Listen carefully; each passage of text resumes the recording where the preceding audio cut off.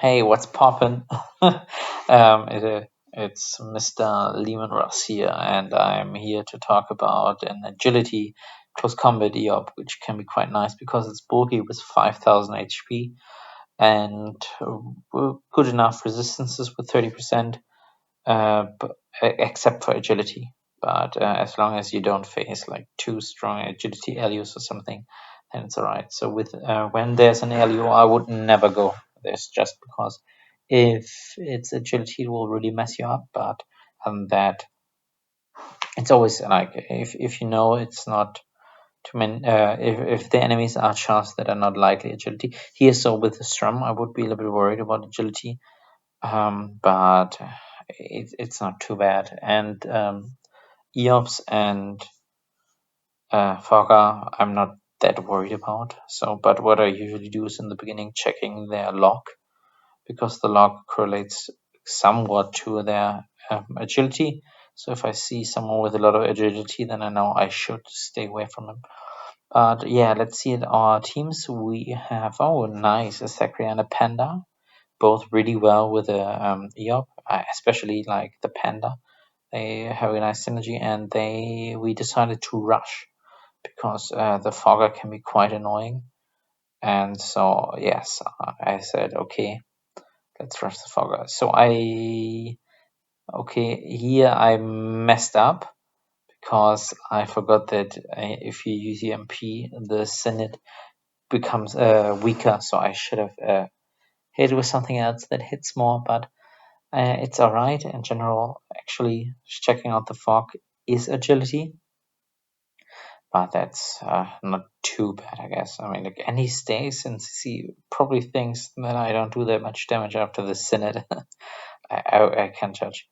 But so we want to rush, and so I hope they will help me out. And so the big problem would be if all three use all their AP to hit me, which I mean, like nobody survives that for a long time except for like some Sacrias, but like locking other chars that other enemies can just help because they need to use some of their APs to unlock themselves, position themselves, and basically having less AP to hit me. So I hope that the Panda also does maybe something or a little bit about the Europe. Even 2 AP can be a big deal. So it seems like I will have a nice free hit now on Fogger because he didn't run.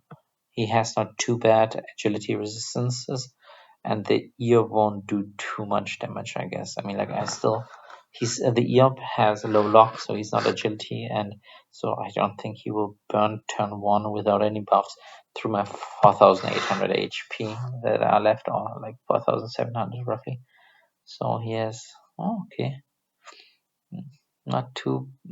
He's trying, but that's not even 1k. That's nothing. And now my shields are back up. And now let me boost. I won't do Synod in the end, but I want to erode first. I didn't want to do it in the end if there would be something like like the Ivory, and now that's a nice Synod. And then the Krokobu also does some damage. So the fucker almost died turn 2. So in general, the AGI IOP is because of its bulk really nice for rushing. I wouldn't rush with a strength EOP when it's not like too super bulky because it's just too high maintenance. And actually, a strength EOP would be fine with a good Panda, but you never know. I mean, like it's random Kolos, and in random Kolos, you often cannot rely on your teammates helping you out. So that's why it's often wise to go for like something bulky. And here it's really nice because the EOP is also hitting enough so that people don't complain about me as an EOP not hitting, which sometimes happened with some bulky sets. So they want me to kill it. I don't think I will because most likely the EOP will try to prevent that. Oh yeah, hey, it's a good friend of mine. Yeah, let's hope he can kill. But even if not, it's alright. I mean, like, how much damage will he do? And let's see. And yes, he jumps to me, which is a little bit annoying, but it's not too bad. Also, the damage is not too bad. I mean, like, comparing what he did so far in the fight and what I did so far, I think I'm quite happy.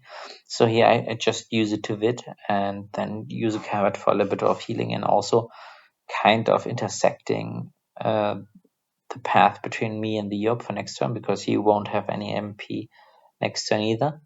And also with fight back, he can't really go into CC with me too easily, so he will always get pushed back, which is quite nice.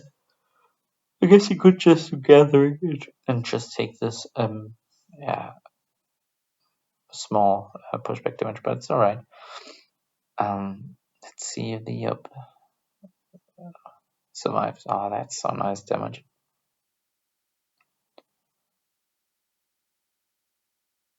So I guess the Strama is now trying to kill me. Like, yet again, I don't think with the Agi one gone that I would die that quickly.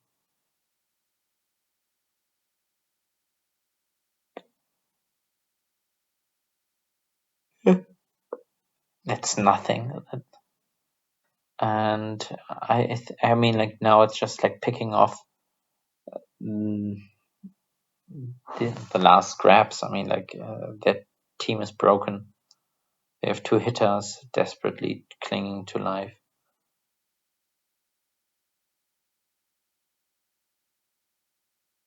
But I really want to test my damage on the SRAM because the SRAM has 47% resistancy. So basically, it cuts my damage in half.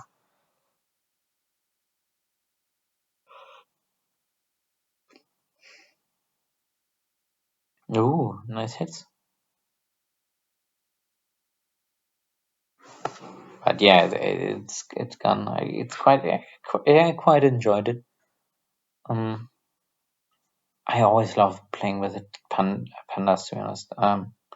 Even though my Sadi was my main, I most enjoyed. Well, I really enjoy IOP. Obviously, IOP is one of the most exciting classes. But besides IOPs, I really like pandas and Xelos just for their positioning skills and their other things. I actually took part in the Dofus World Series with my panda, and it was quite fun. In general, just like this positioning, I think they are sometimes underrated, and they can do so much. Like, they can be so good.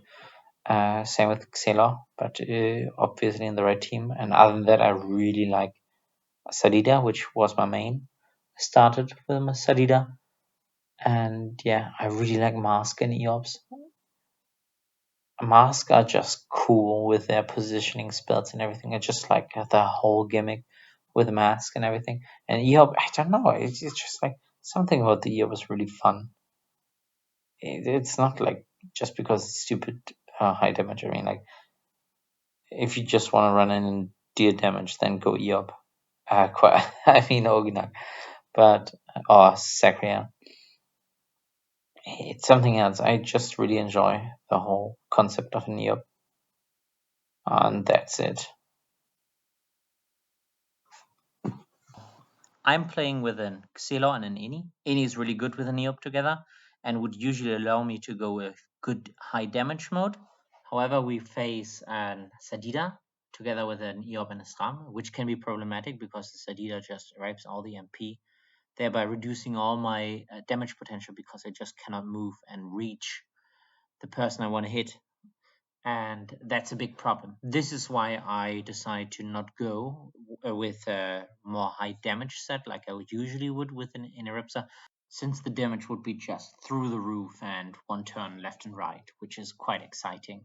But going with a bulky set that allows me to rush in and tank a lot of hits and lock him with a lot of ugly. That's why I actually chose a bulky ugly set. With an agility EOP, you can abuse erosion through walls, and so this is what I did. I just ran in, buffed, which will later on help because you can't out heal all the damage. And with this erosion setup, I hope that now my teammates will also focus the Sadida. And if not, next turn I will jump in and try to lock him and do as much damage as possible. Hopefully the Xela will pick it up. And it's still turn 1, so Xelos usually just boosts turn 1 to jump in and hit turn 2, and that's what he's doing. With Ini, I do not know how he can come closer. I feel like he started so far away, and I was hoping that he would use his AP to get closer, but I guess he's doing it now, turn 2. No, not really. I don't know why he summoned the Coney there. I mean, like, this is how you can pick him up, but I hope they will focus me. I'm way too sturdy that I could die that easy. But now Ini is infected. This is what SADIDAS do. You hate it. Basically, when they infect the whole team and just rape all the MP and do all this huge amounts of passive damage. So here you see me now jumping in, thinking just doing the biggest amount of damage possible, and hoping that Xelor now buff does the rest. But you can see like this is massive amounts of damage, and the maximum HP of the Sadida just melt away, and I'm that bulky that I won't die in return that easily, especially with the Shrum probably chasing after the Yeni and being like invisible. Yeah, the EOP scared me for a second, seeing how much damage he could actually deal, but it wasn't actually not that much. But now the Xelo can just jump in, and yeah, he does actually quite nice damage, and this is a GG. I didn't even need the erosion in that instance. It's always better to be safe than sorry. And now, I mean, like, we killed the first enemy, and the enemy is still like in the back. It's like, what am I supposed to do? But yeah, it's all right. It's really, especially it's really important within Ripsos to know how to rotate or cross the map. In the beginning, you often find yourself like in specific situations, always chasing behind and never being where the action is, and this can be really frustrating. And in other times, when you finally are there, suddenly you get focused and you die next round. So to realize in which situations to position where is really hard in the beginning, but after some time you get used to it. But I mean, like for EOP or other or Xelos or other things that can just jump across the map to safety or into action, this is way easier. But in Ripsa, he has his 6 to 7 MP, and that's it. You cannot move further. But okay, now they need to do anything, and he's already like dead. I mean, like he had low resistance, and that's why he been picked off. But now it's on me to jump in. I can't do really much. I mean, like I was talking about like how he could reach across the map, but I have 7 MP through Abyssal and jump, which leads me with 13 MPs I can move. If I would be not in agility IOP, I would have also outpouring to get like additional 4 to 5 squares, but that's the maximum, which is still quite a lot. But yeah, so the Xilo is really low, and now is seeking protection with me. I can shield him if he stays there, but I thought like the Strum didn't want to chase him. But he's now doing evasion, so when I hit him CC, he becomes invisible, but that's no big problem. So I now just take his MP away and hide and wait the sound.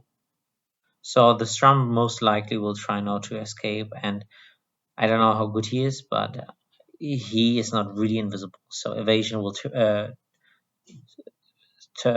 be over, like he will become visible after his turn. So like his whole placement that he just did was completely unnecessary. But I think this is something that would happen to me as well, that I just forget. But here I pick him up, and this was a really nice quick rush. The tankiness of the agility EOP can actually help, even though it sometimes lacks the damage. But done right, you can do enough damage. But the erosion part is really important. So here we have on our side a rush team with Ika, Sack, and EOP. So our strategy is more likely to rush in because the other one has more range damage, especially with the Sadida. So we would get picked apart slowly. And they have more balanced team. They have the Ugi for short range and erosion. which can be a big threat. And then they have a Sadida and Ini that give longevity and a lot of annoyance with AP, MP rape. So it's in our best interest because we would get picked apart from the distance to kind of rush in. And this is why I also picked the agility set again to try and lock the Sadida. Actually, Sadida usually uses 7 AP to infect 1 to 2 people's strand and then cast a door for the last 4 AP. By hindering him through locking him, hindering this process can really fuck him up. My main is a Sadida, and I hate when people lock me. So this is why I rush in. I mean, also because I'm not afraid too much of the damage of Sadida or Ini. The only problem would be the Ogi, which also erodes, but I hope that my teammates will rush with me, and then everything should actually be quite simple and straightforward. Problem is it's a random Kolo, so you never know if your teammates will rush with you or just have like a weird other idea. So that's a problem. Sadida is locked and the Sadida can't really do much. Actually, I would expect that he would release and still try to infect everything, but I think by just interfering with his thought process, he just couldn't decide what to do. He summoned 2 dolls, the MP and the AP rape doll, but that's right. And actually, the Any deceit, is that correct? Let's hope he will come back. Oh, it's not the Any. Ah, okay. I think it's our Eka. So, yeah, they kind of rush it in, but not really. So, I wouldn't expect them to, but it doesn't matter. So now the Oogie will erode me a little bit and hit me, which is annoying, but it's still manageable. He doesn't prevent me from hitting the Sadida again, which is quite nice. And yes, so and the Ika rushes in and does some nice damage to the slightly eroded Sadida. Oh, the Sadida locked out. Yeah, I'm close combat, so I do more damage in close combat, and I was thinking about how to move him how to attack him the most effectively, and actually decided on a not too effective way by, yeah, this is really stupid, but it's alright. But as long as I get the Senate off, and this is really nice, and the fully eroded, this 1500 damage really is game changing. The Sadida is now really low HP and eroded, and my team is close enough in the center to actually reach him and damage. And that's the most important. Always position somewhere where you're safe but still can reach. The sweet spot is always somewhere different, but they kind of manage. Wouldn't be a sweet spot for any zone. It would be way too far. And that's really nice damage. And the Sadida is almost done. So the while focusing the Sadida, the Yogi will continue to pick me apart. Oh, he's trying to save the Sadida. Nice try. And this can be really annoying. Like I said, like I'm already at 2,700 and I'm eroded and this shit. So he did a mistake he thought he was smart with going to Oogie to reach me again. But when you Oogie, you cannot teleport. So usually when an Oogie goes into the Oogie mode, and now he can't teleport and he just has MP. So I just grab him. This is really effective. So if he wouldn't be in Oogie form and I grab him, he could just teleport to me. But when they're in Oogie form, they're really susceptible for grabbing them, which is something I really enjoy doing. So here I'm just grabbing him and then pushing him off. And that's all I need to do. I mean, like the SADIDAS already dead. It's quite fine. I think it's done. It's just like I don't want to give the Oogie enough chances to hit me.